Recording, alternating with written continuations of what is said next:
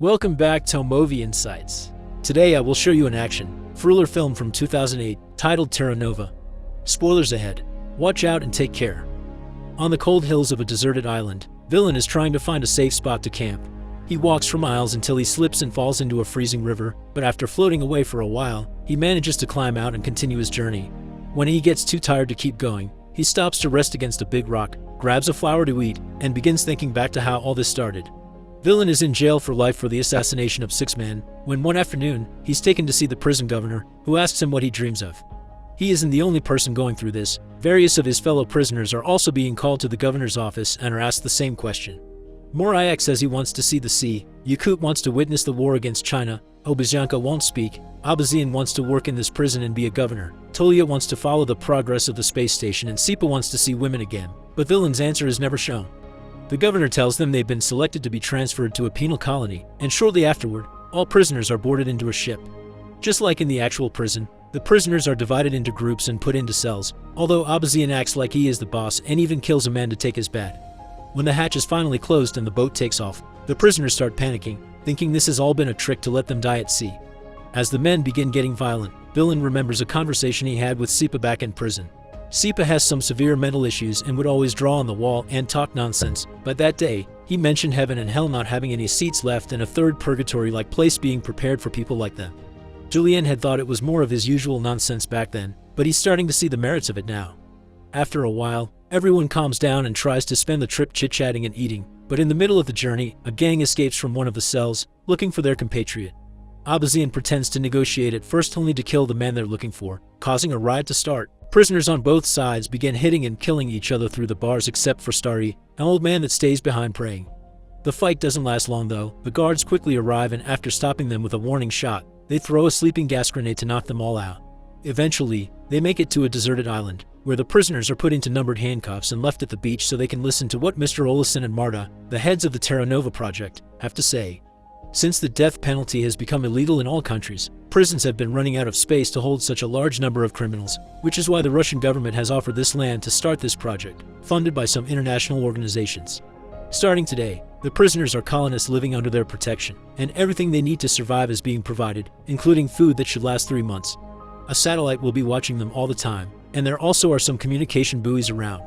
They have the possibility to take a boat to one of them to press the red button and say what they need. If a green light appears, that means the request has been accepted.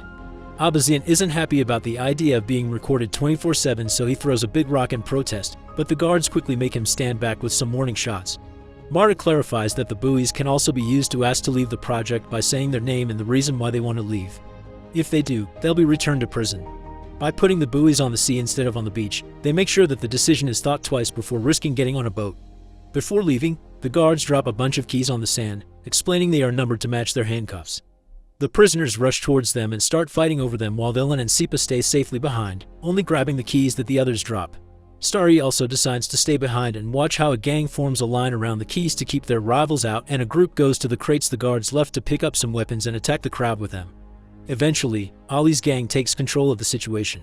Ali gets a jacket and good shoes for himself and Starry before choosing a man to send out on the boat, but as soon as he grabs someone, the group takes the chance to attack and the fight starts again.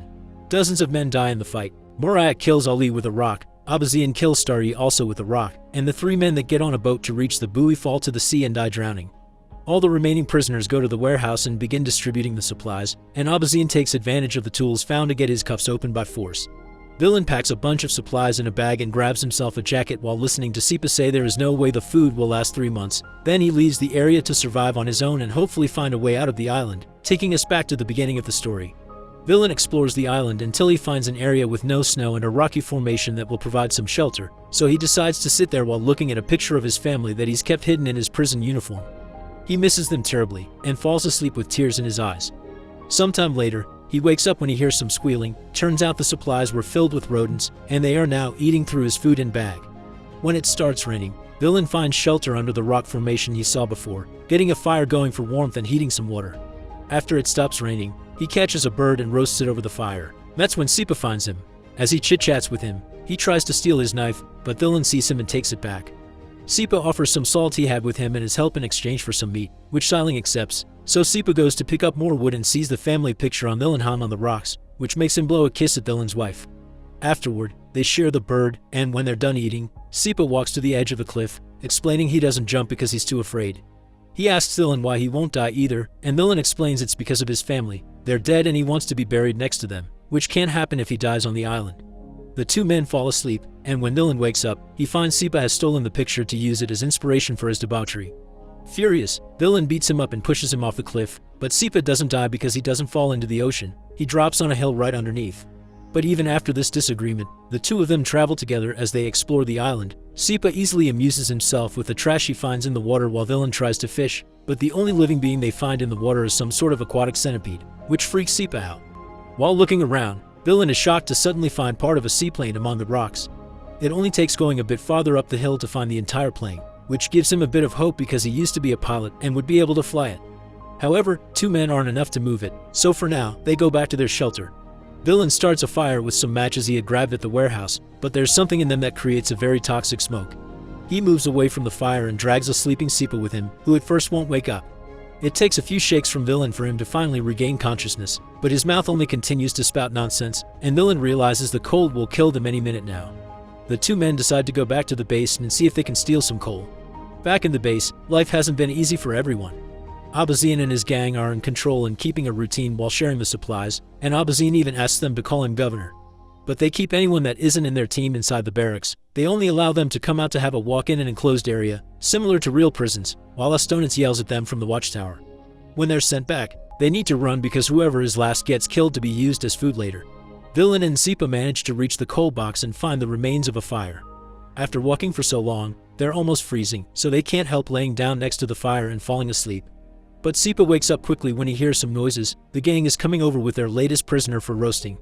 He runs to hide behind a rock, but Dylan is still out there, so he comes back out to rescue him. But he isn't fast enough and Abazian's men find them and capture them. The two of them are taken back to base, where Abazian tries to decide what their punishment will be for having run away with supplies when they arrived. Yakut tries to remind them that they were on their side during the ship fight, causing Astonitz to insult him for trying to meddle. Yakut replies by hitting him, and this causes the whole gang to team up to hit him in return, earning Yakut a place in the barracks with Dylan and Sipa. They walk around for a while, and when Astonitz announces it's time to return, Dylan stays behind, but Sipa comes back from him and drags him inside with him. They can only watch as the last standing man is captured and tied to a pole, begging for some water as his last wish, so Sipa takes pity on him and brings a cup to his lips before he is killed. Later, before going to sleep, the group discusses the possibility of rebelling. They're unsure because it may be dangerous, but Shram convinces them it's worth trying. The next morning, Tolia shows Abazianka that he's installed a secret trap in his workshop to catch any potential thieves. After the group takes his daily walk, Astonitz tries to get them back inside to get the usual game going, but only two men run. The rest stand back and come together while Yakut throws a rock at Astonitz to shut him up. Dylan walks up to Abazian and offers him a deal. If he lets them go to the buoy and ask for food, he'll tell him the location of the plane he found. Abazian accepts and opens the gate to let them out. While Tolia and Dylan go with two other men on the boat, Abazian asks his men if they know anything about Dylan, and that's how he learns he was a pilot, that his family died in a plane crash, and he went to jail for killing flight dispatchers at the airport with a rifle. This crime was classified as murder in a state of severe emotional agitation, which Abazian thinks means Dylan has a guilty conscience. As soon as the boat is far enough, he orders the group to go back to the barracks, canceling his deal. Yakut tries to confront them, but he's immediately killed, so Abazian grabs one more man before declaring the game is on again. The group can only run back to the barracks since a fight would be a very bad idea because Abazian's men are armed. Meanwhile at sea, one of the men falls off the boat, but they catch him just in time and drag him back up. Tolia reaches the buoy and asks for help, but it's broken, and not even his tools will help. They go back to the shore and Dylan tells Abazian that food is on its way, but Abazian doesn't believe him because there wasn't a green light of confirmation.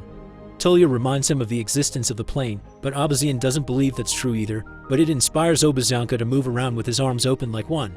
Abazian finds this distracting and grabs him by the neck, so Tolia uses the chance to come at him from behind and kill him. Two other members of his group, Amurbek and Ertsanov, kill the rest of their gang and watch Astonitz run away before they can catch him as well. They ask Dylan what to do next, and he asks them to free the men from the barracks because he swears food is coming and they just didn't see the light because it was broken. The men are skeptical about this and remind him now they have plenty of bodies to feed on later, but Tolia thinks they should be buried. Dylan reminds him about the plane as well, so Amurbek and Ertsanov finally accept. They free the prisoners and tell them they'll be waiting a few days for the food to arrive, but they won't be using each other as food anymore, so everyone needs to stay calm and cooperate. They'll also send a group to rescue the plane, which they'll put in a hangar they'll build and slowly repair it to escape later. Suddenly, Sipa interrupts their plans, claiming there's no satellite while writing an SOS message using sand and 3 bodies.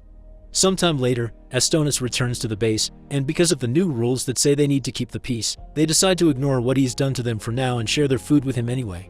Villain guides a group of men towards the plane, and their moods greatly increase when they see he's been telling the truth. Together they take it apart for easier transport and carry the pieces back to base. Eventually, Marta arrives at the island with a bunch of guards. They use gas to keep the men away, but they do allow Villain come to talk to her and discuss the list of things they've requested. She's confused on why they're asking for gas, and he explains it's for the generators, which are supposed to be wind-powered but they don't work during the polar night. In truth, they want the gas for the plane. Villain takes the chance to ask why they didn't answer Sipa's SOS message, and Marta explains their satellite is of the infrared kind. They see heat, so they can locate people in stoves but not words. She also wants to know what people were doing so far away from the base some days ago, and he tells her they were fishing. They don't believe him because there's no fish in the area, so he lies again and tells them they've been eating those centipede-like creatures, which she finds very shocking. They also want to know how many of the original 206 colonists are left, which Villain finds suspicious because they should be able to tell with their satellite. He tells them 87 are left, and many are sick, but nobody wants to abandon the project and return to jail. Before Villain leaves, Marty tells him he has the right to one personal request, so he gives her a few sheets of paper asking her to provide the group well. Once the guards have left the new supplies, Villain and his men try the gas in the plane hidden in the hangar and happily confirm it does work. Afterward, they watch a new group of American prisoners arrive as the guards and Marta leave the island. These prisoners have a leader too, a very large man that Villain tries to shake hands with. The man doesn't take it. In fact, he hits Villain, which triggers a fight between both sides. The encounter is brutal and nobody hesitates to go for the kill, so Sipa drags Villain with him to hide him in the workshop. One of the Americans tries to follow them, but he falls on Tolia's trap and instantly dies. Ertsanov goes up against the American leader and gets overpowered, but before he can get killed, Amerbek cuts in and kills the big man instead as the buildings around them catch on fire. All this is being watched by the heads of the project.